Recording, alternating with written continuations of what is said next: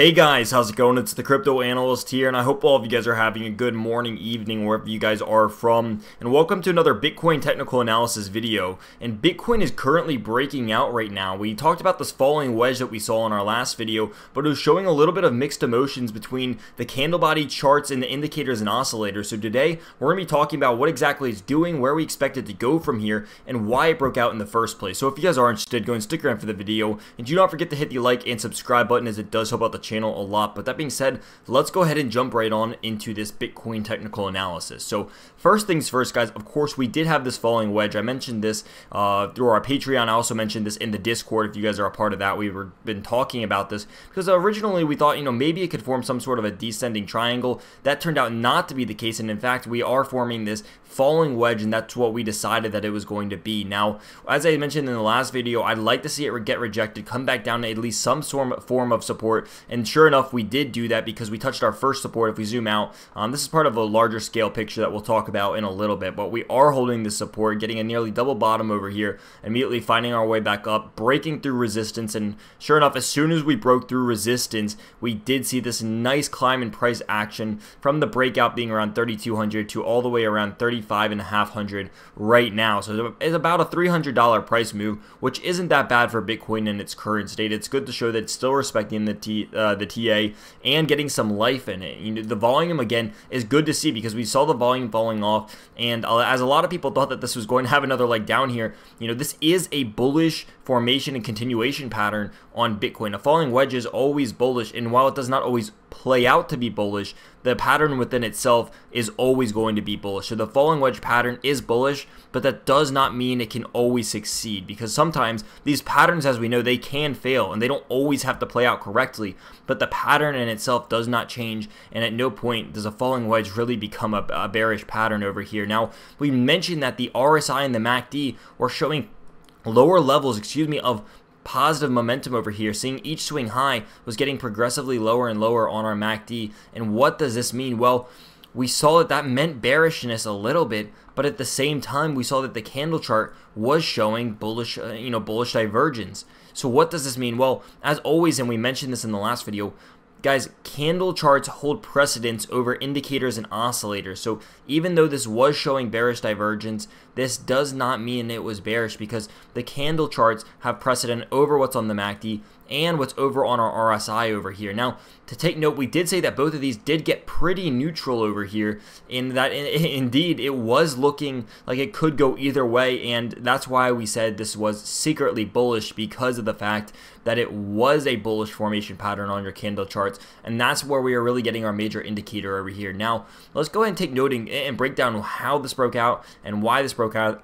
and then we'll talk about where I believe this is going to go to and how we really know that it got to this point. So of course, guys, we have our two touches on support, almost a third over here, but in fact we did say that there was two supports over here. We had our primary and our secondary, and we held on our first support, so we didn't even really need to contest our secondary support over here, which is honestly probably better if we hold this level rather than breaking down even further. So what we're able to do is we're able to hold this down, hold this support, break out, and now we are rallying up towards the upside, showing a little bit of the bullish action that we have seen. We saw plenty of signs of us just riding this resistance all the way down, seeing that this 50-day EMA was acting as resistance as well, along with the 200-day EMA, or excuse me, the 50-day moving average, both showing signs of resistance, along with this resistance line that we had all the way going down over here.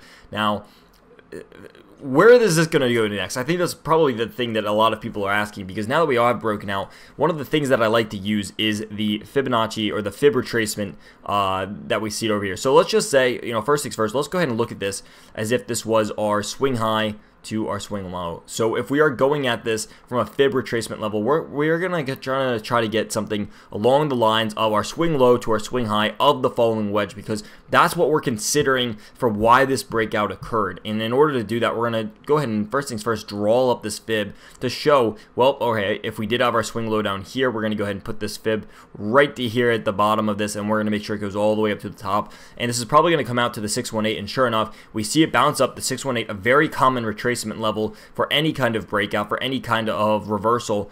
And sure enough, that's what we're seeing exactly right here, because you are seeing this climb all the way back up to the 618, hitting resistance, and now showing a little bit of signs of pause, probably consolidating a little bit, then deciding where it wants to go from here. Now, ideally, as I mentioned in the last video, I would like to see this break up and touch this 200-day moving average. Well, it's called an EMA. This is our 200-day EMA up here. I would love to see us break up and touch this area and then hit resistance and come back down, because I believe that that would be our healthiest choice instead of necessarily making it probably the ideal choice. So what I mean by this is that would put us right around the 382, because as this progressively comes down and as we're coming up, we would probably meet somewhere around the 382 fib retracement. I'd love to see these two meet there, get rejected, and then come back down and probably have lower lows. That would be my ideal price, because again, something I want to see is 2,900 on Bitcoin. I want to see a 2,900 Bitcoin. That has been my long-term goal for a while now. Whether or not that's going to happen, again, that's still to be determined. I'm not bullish yet. Just because we had this bullish breakout, it does not mean that I am bullish yet, because there's a lot of things that need to happen for us to be bullish. And one of the most significant things is breaking what was previously this giant descending triangle. I think that we need to hit at least 7,000, probably even more than that, for me to even want to be bullish, because we need to, first of all, start having higher lows, and that's just not something that we're seeing here. So until that's proven wrong, I'm going to continue to be bearish. There's no reason really to be bullish yet, and I'm just not convinced that this is the sign of a reversal as of thus far. However, we are showing great price action from Bitcoin. I don't think this is done yet. We'll see. Again, it needs to break through the 618 area. If it does, of course, you're going to have a little bit of other fib retracements over here that you can judge. You can do other fib retracements too, because there is other ways to do this fib retracement. We're just doing it within the falling wedge itself, measuring the swing low to the swing high of the falling wedge. But I could imagine that if it does break some of these fibs, it's going to be able to touch this 200-day EMA at the 382 fib retracement, and that would be my ideal zone to probably start shorting Bitcoin again. So with that being said, I don't really think that there's too much else to talk about over here. Long-term goals, again, I said short-term bullish, mid-term bearish, and again, long-term is going to be bullish.